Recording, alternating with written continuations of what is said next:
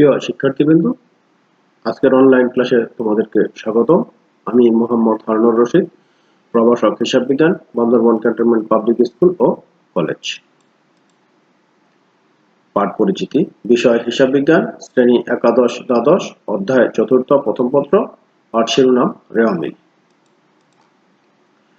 তো পূর্বের আলোচনার ধারাবাহিকতায় রেওয়া মিলের বাকি আলোচনা আজকে আমরা করব। এরপরে তোমাদেরকে সমস্যার সমাধানে নিয়ে যাব।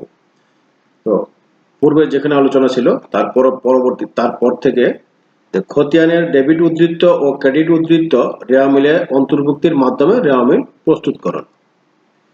খতিয়ানের ডেবিট উদ্ধৃত যা রেওয়া মিলের ডেবিট দিকে বসবে, অর্থাৎ কোন কোন জিনিসগুলো ডেবিট দিকে বসবে। যাবতীয় সম্পদ সমূহ, যেমন ভূমি, দালান কোঠা, ইজারা সম্পত্তি, আসবাবপত্র, যন্ত্রপাতি, বিনিয়োগ, দেনাদার, প্রাপ্য নোট, নগদ, সুনাম ইত্যাদি, অর্থাৎ যাবতীয় সম্পদ, চলতি সম্পদ এবং স্থায়ী সম্পদ, সকল প্রকার সম্পদ রেওয়া মিলের ডেবিট দিকে বসবে।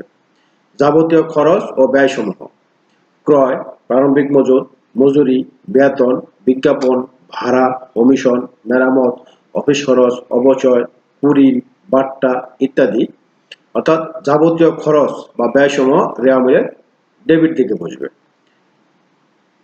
আবার অগ্রিম খরচ, অর্থাৎ অগ্রিম প্রদত্ত বেতন, ভাড়া, মজুরি ইত্যাদি অগ্রিম অর্থ প্রদানকে এক ধরনের সম্পদ, অগ্রিম অর্থ প্রদান এক ধরনের সম্পদ, কারণ এর দ্বারা ভবিষ্যতে সুবিধা পাওয়া যাবে।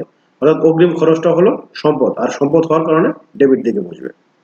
আর প্রাপ্য আয় সমূহ, অর্থাৎ বকেয়া আয়, বিনিয়োগের প্রাপ্য সুদ, প্রাপ্য কমিশন, প্রাপ্য ভাড়া, কারণ ভবিষ্যতে এ টাকা পাওয়া যাবে বলে এগুলো সম্পদ ধরা হয়। আর বিক্রয় ফেরত, উত্তোলন, প্রদত্ত ঋণ, এগুলো রেওয়া মিলের ডেবিট দিকে বসবে।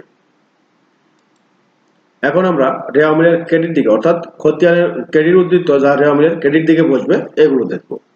যাবতীয় দায় সমূহ, যেমন অর্থাৎ দায় বলতে চলতি দায় এবং দীর্ঘমেয়াদী দায়, সকল প্রকার দায় ক্রেডিট দিকে বসবে।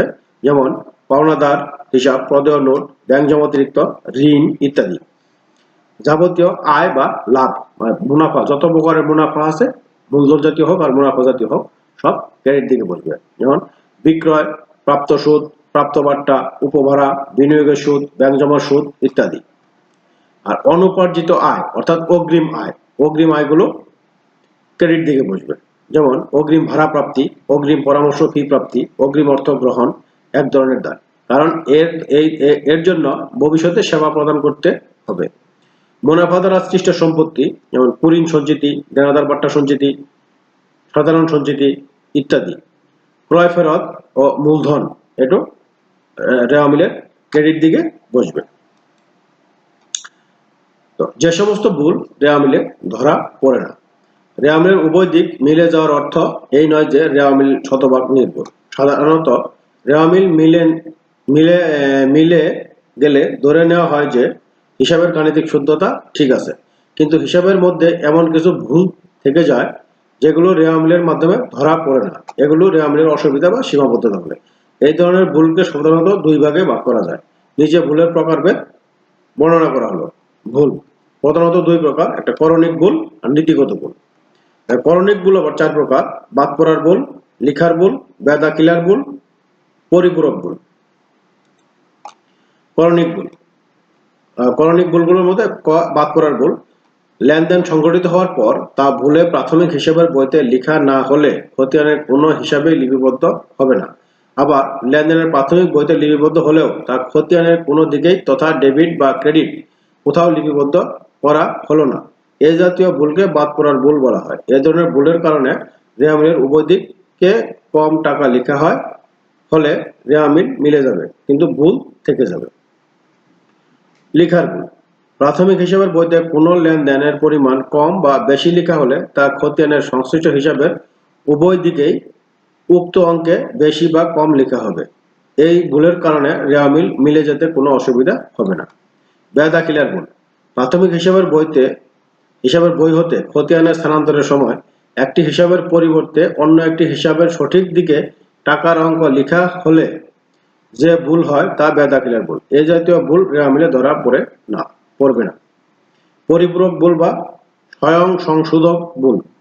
হিসাব রক্ষকের অজ্ঞাতসারে একটি ভুল অন্য একটি ভুল দাখিলা দ্বারা উভয় দিকে সমান হয়ে গেলে উহাকে স্বয়ং সংশোধক বা পরিপূরক ভুল বলা হয়। অর্থাৎ একটি ভুলের দ্বারা আরেকটি ভুল যখন সংশোধন হয় তখন সেটা পরিপূরক ভুল। নীতিগত ভুল। হিসাব বিজ্ঞানের জ্ঞানের অজ্ঞতার কারণে অথবা হিসাব বিজ্ঞানের স্বীকৃত রীতিনীতির লঙ্ঘনের মাধ্যমে যে ভুল সংঘটিত হয়ে থাকে তাকে নীতিগত ভুল বলে।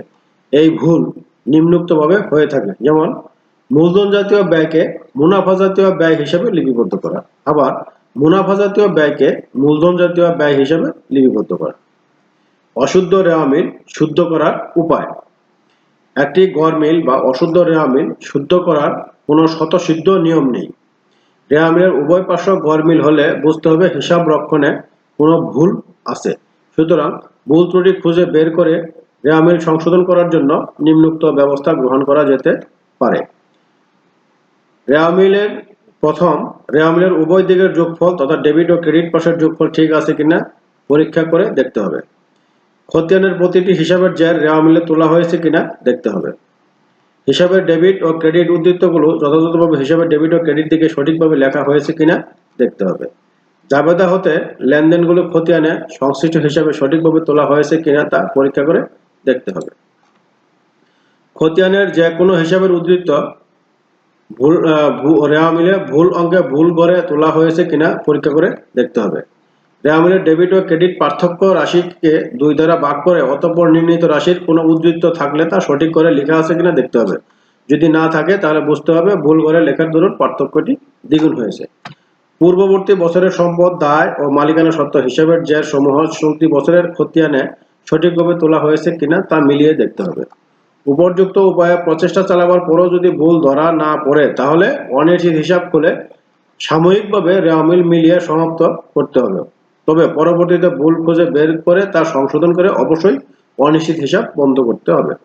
অনিশ্চিত হিসাব সাধারণত রেওয়া মিলের দুই পার্শ্ব সমান করার জন্য রেওয়া মিল সাময়িক সময়ের জন্য যে হিসাব খোলা হয় তাকে অনিশ্চিত হিসাব বলে।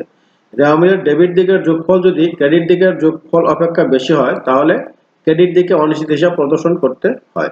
অন্যদিকে রেওয়া মিলের ক্রেডিট দিকের যোগফল যদি ডেবিট দিকের যোগফল অপেক্ষা বেশি হয় তাহলে ডেবিট দিকে অনিশ্চিত হিসাব প্রদর্শন করতে হয়। পরবর্তীতে যদি ভুল উদ্ঘাটিত হয় তবে সংশোধনী জাবেদার মাধ্যমে ভুল সংশোধন করে অনিশ্চিত হিসাব বন্ধ করতে হয়। তো রেওয়া মিল সংক্রান্ত থিওরিটিক্যাল আলোচনা আমাদের এখানেই শেষ। তোমাদের বাড়ির কাজ থাকবে আজকের যে আলোচনাটা হয়েছে এটা বাসায় আবার ভালো করে বুঝে পড়বে। তো প্রিয় শিক্ষার্থীবৃন্দ, আমাদের আজকের আলোচনা আমরা এখানেই শেষ করব। তো তোমাদের সকলের সুস্বাস্থ্য ও মঙ্গল কামনা করে আমাদের আজকের আলোচনা এখানেই শেষ করছি। সকলকে ধন্যবাদ।